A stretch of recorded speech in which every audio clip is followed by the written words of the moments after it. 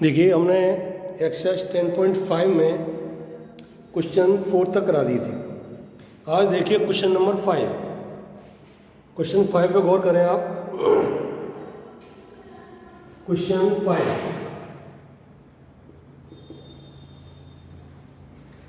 ये सर्किल है आपका, ये सर्किल है,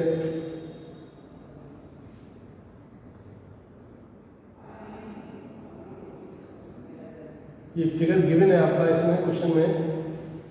ये ए बी सी डी, ये ई है आपका, ये एंगल दिया है 130 और ये एंगल दिया है आपका 20 डिग्री। ठीक है ना। फाइंड करना है, to find angle B A सी। हमें angle B A C find करना है। ये अब आप देखो, बी ए सी और बी डी सी ये दोनों ही angle in the same segment, दोनों एंगल हमारे इक्वल होंगे। जब दोनों एंगल इक्वल होंगे हमारे, तो हमें पहले सबसे पहले ये निकालना होगा और ये एंगल इसके इक्वल होगा। तो हम ये एंगल निकालते हैं। हमने एक क्वेश्चन थ्योरम कराई थी आपको, एक्सटीरियर एंगल थ्योरम। जैसे ये ट्राइंगल है और ये है इसका एक्सटीरियर, तो this angle is equal to sum of two opposite interior angle. जैसे ये ट्राइंगल आपका ए बी सी है और ये ई हो गया आपका, ये ई बी सी एक्सटीरियर है हमारा, और ये एंगल जो हमारा इसके पास वाला छोड़ दीजिए, इन दोनों के सम के इक्वल होगा, angle A plus angle C. ये था एक्सटीरियर एंगल थ्योरम का रूल। ठीक है ना। Exterior angle is equal to the sum of two opposite interior angle, opposite. तो अब इस ट्रायंगल में देखो, ये एंगल एक्सटीरियर है, तो बी ई सी जो हमारा होगा इन दोनों के सम के इक्वल होगा, यानी बी ई सी, सॉल्यूशन देखें, angle B E C equals to angle, ये आपका बी डी सी प्लस इसको बोलेंगे डी सी ई, यहाँ लिख दो बाई एक्सटीरियर एंगल थ्योरम। ये था ट्रायंगल चैप्टर में एक्सटीरियर एंगल थ्योरम। अब बी सी हमारा कितना है 130 और बी डी सी हमें फाइंड करना है अभी, और ये हमारा डी सी है 20 डिग्री। 20 को इधर ले आओ, 130 degree minus 20 degree equals to angle B D C. Implies that angle B D C हमारा आ गया 110 डिग्री, ये आ गया, और ये दोनों एंगल इक्वल होंगे। एंगल बी ए सी जो हमें फाइंड करना है, ये होगा एंगल बी डी सी के, angle in same segment, angle in same segment.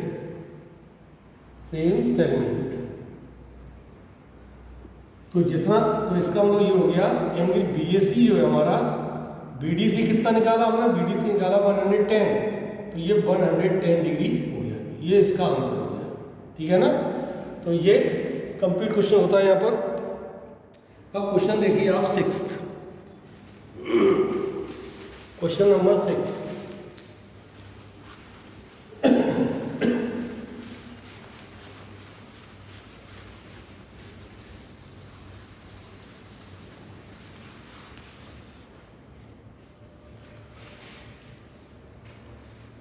Question number 6 में देखो, क्वेश्चन चेंज कर रहे हैं। क्वेश्चन हो गया हमारा 6। ABCD is a cyclic quadrilateral. Cyclic quadrilateral means the quadrilateral which inscribed in a circle and all 4 vertices lies on the circumference. ये आपका सर्किल है, ये सर्किल, और एक ये क्वाड्रिलेटरल है ABCD।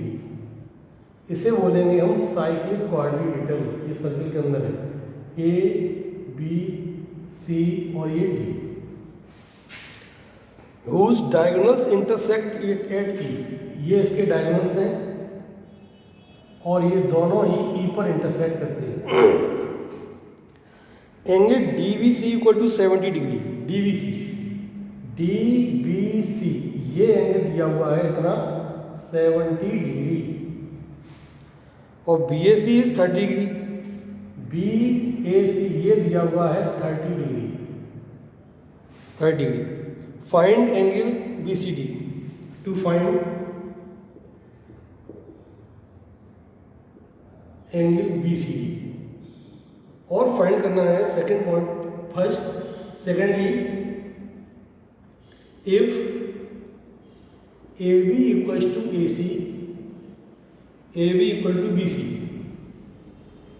A B equal to B C, find angle E C D. ये तो बात की बात है। सबसे पहले हमारा टारगेट है बी सी डी फाइंड करना। बी सी डी ये कंप्लीट एंगल फाइंड करना है। अब इसके लिए देखो, आप बी सी को देखो, फिर बी सी लाइन को।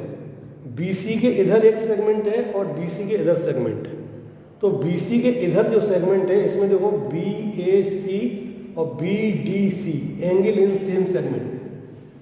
ये दोनों एंगल, ये एंगल और ये एंगल, ये वाला एंगल, ये एंगल एक ही सेगमेंट में बी सी के इस साइड है, तो ये दोनों एंगल इक्वल होंगे। Angle B D C, solution देखें, angle B D C equal to angle B A C. Reason लिख दो, एंगल इन सेम सेगमेंट। तो हमारा जो है एंगल बी डी सी हो गया, बी ए सी कितना हमारा है 30, तो ये बी डी सी आ गया हमारा 30 डिग्री। ये एंगल भी हमारा कितना आ गया 30 आ गया, या लिख सकते हैं 30 डिग्री। अब in triangle B C D, in triangle B C D, ये ट्राइंगल है, ट्राइंगल में तीनों एंगल का सम 180 होता है ना। तो 1 2 3 तीनों का सम 180 होगा। Means angle B C D plus ये एंगल और ये दोनों 30 degree plus 70 degree equal to 180 degree by angle sum property of a triangle. तो एंगल बी सी डी ये हो गया हमारा 100 डिग्री इक्वल टू 180 डिग्री। तो angle B C D equal to 180 minus 100 degree. तो हमारा एंगल बी सी डी आ गया पहला आंसर 80 डिग्री। फर्स्ट आंसर आपका आ गया 80 डिग्री, ठीक है ना। बी सी डी हमें बी सी डी मैंने फाइंड किया। अब सेकंड कंडीशन में वो कह रहे हैं if angle A B equal to B C. मान लीजिए कि ये साइड और ये साइड इक्वल हो। आपको मालूम होगा किसी भी ट्राइंगल में, जैसे ये ट्राइंगल आपका है, ये ट्राइंगल ए बी सी, अगर ये साइड इसकी इक्वल है, साइड इक्वल है, तो इसके बेस एंगल भी इक्वल होंगे। Angles opposite to equal sides. देखो A B equal to B C given है ये बात। सो ये एंगल और ये एंगल इक्वल होगा। Angle B A C equal to B C A, angle B C A equal to angle B A C equal to 30 degree. Reason लिख दो, angles opposite to equal sides, angles opposite to equal sides. जो sides equal होती हैं उसके opposite angle भी equal होते हैं। तो ये भी हमारा कितना आ गया 30 डिग्री आ गया। अब देखो यहाँ से लेके यहाँ तक ये है 80। अभी हमने निकाला था B C D equal to 80 degree. ये हमारा 80 और इतना 30, ये कितना बचेगा हमारा। नाउ देखो angle B C D equal to 80 दिया हमारा एज प्रूव्ड, हम अभी प्रूव किया हमने। अब हमें ई सी डी निकालना है, ये पार्ट, ये इधर का पार्ट। तो ई सी डी ये दो पार्ट में डिवाइड है। बी सी डी दो पार्ट में डिवाइड है, 1 2, यानी ई सी डी और ई सी बी में। Angle E C D plus angle E C B, दो पार्ट में ये हमारा डिवाइड है। तो ई सी डी हमें निकालना है और ई सी बी कितना आया, देखो ई सी बी कितना आया 30 degree, 30 degree equals to 80, angle E C D equal to 80 minus 30 degree, तो ये एंगल ई सी डी हमारा आ गया 50 डिग्री। तो इस तरह से हमारा ये एंगल आ जाता है 50 डिग्री। Okay,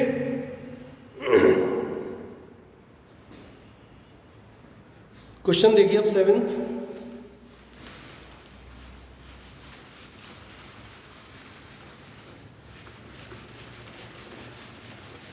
question number 7।